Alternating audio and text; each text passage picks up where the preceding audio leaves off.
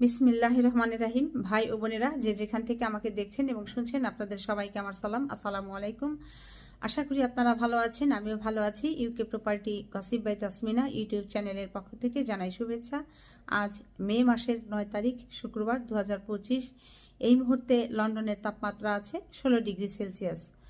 তো এই মুহূর্তে ঘরে আছি, ঘরে বসে আপনাদের সাথে কথা বলছি।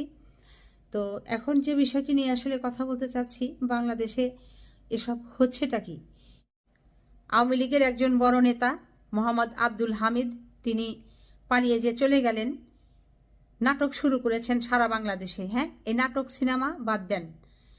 পুলিশরা, আপনারা আওয়ামী লীগের শাসনামলে আগে বলেছেন যে উপরের নির্দেশ আছে, অমুককে ধরা যাবে না, তারপর অমুককে ছাড়া যাবে না, কিংবা অমুককে ধরে এনেছি, কিংবা অমুককে ঢুকিয়েছি কারাগারে, উপরের নির্দেশে। এখন পুলিশরা, আপনারা বলেন তো ভাইরা, যে এই যে মোহাম্মদ আব্দুল হামিদ, আওয়ামী লীগের একজন নেতা, প্রবীণ নেতা, এই যে চলে গেল, সে কিভাবে চলে গেল? সে তো এতদিন বাংলাদেশেই ছিল, তার নামে মামলা ছিল। সে যে এলাকার, ওই মিঠামইন এলাকার, ওই এলাকায় তার নামে মামলা ছিল, হত্যা মামলাও ছিল, অনেকগুলো মামলা ছিল। তো ওই মিঠামইনের যারা পুলিশ আছেন, ওই থানার যারা পুলিশ আছেন, আপনারা কেন তাকে গ্রেপ্তারি পরোয়ানা দেখিয়ে তাকে কেন গ্রেপ্তার করলেন না, আটক করলেন না? শুধু তাই নয়, এই যে যখন তিনি চলে গেলেন, ঢাকা এয়ারপোর্ট দিয়ে তো গিয়েছেন, বিমানবন্দর হয়ে তো তিনি গিয়েছেন। এই বিমানবন্দরের যারা ইমিগ্রেশন কর্মকর্তা আছেন, আপনারা কি করলেন? আপনারা তাকে দেখে বুঝলেন না? তার চোখের চশমা দেখে বুঝলেন না? তার চেহারা দেখে বুঝলেন না যে লোক আওয়ামী লীগের এই যে এত দীর্ঘ সময় রাষ্ট্রপতির পদে বহাল ছিল, তারপর বাংলাদেশের এই যে যত রকমের এই চমচম মিষ্টি, ঘি, মধু, এগুলো সে খেয়েছে, শরীর মোটা তাজা করেছে, তারপর কোটি কোটি অর্থ কামাই করেছে, দেশে থেকে বাংলাদেশের বাহিরে অর্থ পাচার করে দিয়েছে। এই লোকের চেহারা দেখে ইমিগ্রেশনের যারা অফিসার কর্মকর্তা, আপনারা চিনলেন না? নাকি আপনাদের চোখে ছানি পড়েছিল? আপনাদেরকে কিন্তু এখন ধরা হবে।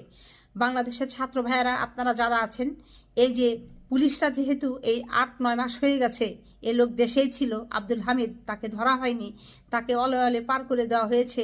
এই পুলিশ যে থানায় তার নামে গ্রেপ্তারি পরোয়ানা ছিল থাকা সত্ত্বেও পুলিশরা অবহেলা করেছে, ধরেনি। এই সকল পুলিশদেরকে ধরুন, এই থানাটা আপনারা ঘেরাও করুন। 2 হচ্ছে, এই এয়ারপোর্ট দিয়ে যখন পার হয়েছে, ওই দিন ওই সময়ে কর্তব্যরত যে ইমিগ্রেশন অফিসার ছিল, তাকে ধরুন, তার ঠিকানা বের করুন, তার বাড়িকে আপনারা ঘেরাও করুন। আপনারা আগামী 24 ঘন্টার মধ্যে এই ইমিগ্রেশন অফিসারের কর্মকর্তা যারা ছিল দায়িত্বরত, এই প্রত্যেকের বাড়ি ঘেরাও করুন। একটা যদি আপনারা ধরতে পারেন, দাঁত ভাঙ্গা জবাব দিতে পারেন, ভয় ডর এদের ভিতরে ঢুকিয়ে দিতে পারেন, তাহলে আশা করা যাচ্ছে আগামীতে আর এগুলোকে তারা প্রশ্রয় দিবে না। এখন দেশের যে অবস্থা হয়েছে, এ তো মনে হচ্ছে যে আর কদিন পরে ওই স্বরাষ্ট্রমন্ত্রী আসাদুজ্জামান খান কামাল, তাকেও তারা এয়ারপোর্ট দিয়ে বাংলাদেশের ওই ভেতরে ঢোকাবে। তারপর ওই যে ওবায়দুল কাদের আর এক হত্যাকারী নরপিশাচ, এটাকেও বাংলাদেশের ভেতরে ঢুকিয়ে দিবে। কাজেই এখন যদি আপনারা এই দাবরানিটা না দেন, এই প্যাদানিটা না দেন এই ইমিগ্রেশন অফিসারদের, এবং প্রত্যেকটা থানায় যে সকল আওয়ামী লীগের নেতাদের নামে মামলা আছে কিন্তু থানার পুলিশরা ধরতে গাফলতি করছে, তাদেরকে আপনারা দৌড়ানি দেন। যদি এই মুহূর্তে দৌড়ানি না দেন, তাহলে কিন্তু সর্বনাশ হয়ে যাবে। দেশে যে এত কষ্ট করে এত রক্তপাত হলো, ছাত্ররা বুকে রক্ত দিল, দেশের সাধারণ নারী পুরুষ শিশু রক্ত দিল, এগুলো কিন্তু বৃথা হয়ে যাবে। বাংলাদেশে নাটক শুরু করেছে এই বর্তমানে যা দেখছি। এই আব্দুল হামিদকে পার করবার আগে কি নাটক শুরু করলো? ওই নাটকের যে সিদ্দিক, তাকে মারধর করলো, তাকে ধরলো। তারপর কি করলো? যে মানুষের চোখটা যেন ওই সিদ্দিকের দিকে থাকে, মানুষ যেন ওই সিদ্দিকের কথাই শুধু বলাবলি করে। আরে সিদ্দিক কি? সিদ্দিক আওয়ামী লীগের একটা তেজপাতা, সিদ্দিক কিছুই না। কিন্তু ওকে ধরে, ওকে ওই আটক করে মানুষের দৃষ্টিটাকে, মানুষের মনটাকে, মানুষের মস্তিষ্কটাকে ওইদিকে ডাইভার্ট করেছে। করে কি করলো? হামিদকে পার করে দিল। হামিদকে পার করে দিয়ে আবার যাতে মানুষ ওটা নিয়ে কথা বলা বলি না করে, মানুষ যেন চুপ থাকে, এই জন্য আবার কি পলিসি করলো, ওদিকে নারায়ণগঞ্জে গিয়ে ওই যে এই রুকসানা আইভি ওনাকে আবার গিয়ে আটক করলো। আবার রুকসানা আইভিকেও আটক করতে গিয়ে দেখেন কেমন নাটক শুরু করেছে। রুকসানা আইভি তাদেরকে জিজ্ঞেস করছে যে আপনারা যে এসেছেন আপনাদের কাছে গ্রেপ্তারি পরোয়ানা আছে কিনা। পুলিশ মুখ চুপ মেরে বসে আছে, তারা গ্রেপ্তারি পরোয়ানা দেখাতে পারছে না। কেন আপনারা গিয়েছেন পুলিশ, ওখানে কি আপনারা নাটক করতে গিয়েছেন? আপনারা গ্রেপ্তারি পরোয়ানা কেন ওনাকে দেখাতে পারলেন না? যদি দেখাতেই না পারেন তাহলে তো এটা আপনারা একটা অবৈধ কাজ করেছেন, অবৈধভাবে তাকে আটক করেছেন।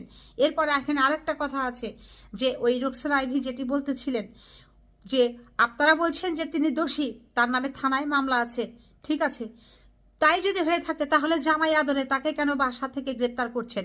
তার সামনে কেন ওরকম 10-20টা চ্যানেল দাঁড়িয়ে আছে, বসে আছে, সে আবার বক্তব্য দিচ্ছে, সে ভাষণ দিচ্ছে? এগুলো কি নাটক নাকি সিনেমা? আপনারা ফাইজলামি শুরু করেছেন না দেশের ভিতরে? বাংলাদেশের জনগণ, ছাত্র ভাইয়েরা, আপনারা সক্রিয় থাকেন।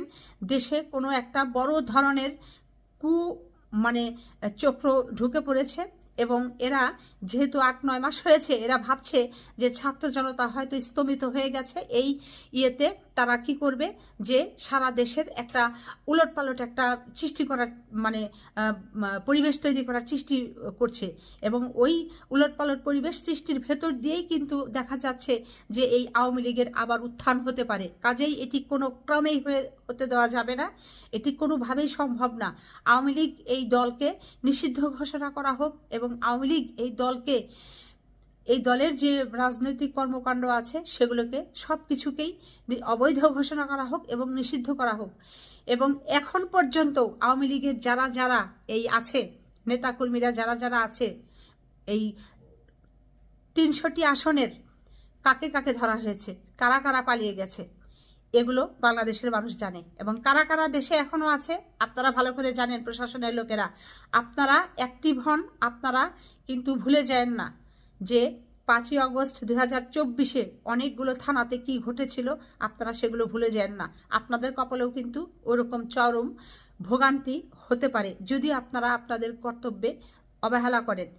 আপনাদের এখন জবাব দিতে হবে পুলিশরা, যে আপনারা যে আওয়ামী লীগের শাসনামলে বলতেন যে উপরের অর্ডার আছে, উপরের নির্দেশ আছে, এখন কার নির্দেশে আপনারা এই আব্দুল হামিদকে ধরলেন না, তাকে যেতে দিলেন? এটি বাংলাদেশের মানুষ জানতে চায়, আপনাদের কাছেও জানতে চায়। আপনারাও এর সাথে ওতপ্রোতভাবে জড়িত, আপনারা অপরাধ করেছেন, এই আসামিকে পার করে দিয়ে আপনারা অপরাধ করেছেন, আপনাদেরকে ক্ষমা করা হবে না। এবং সবশেষে যেটি বলবো এই ভিডিওতে, যে ওই দিন বাংলাদেশের যে এয়ারপোর্ট দিয়ে পার হয়েছে ওইখানে কারা কারা দায়িত্বে ছিল, ওই সকল অফিসারদেরকে একেবারে ধরে ফেলেন, তাদের ঠিকানা মতো আপনারা যান, তাদেরকে এখন গ্রেপ্তার দেখান যে তারা তাদের দায়িত্বে অবহেলা করেছে।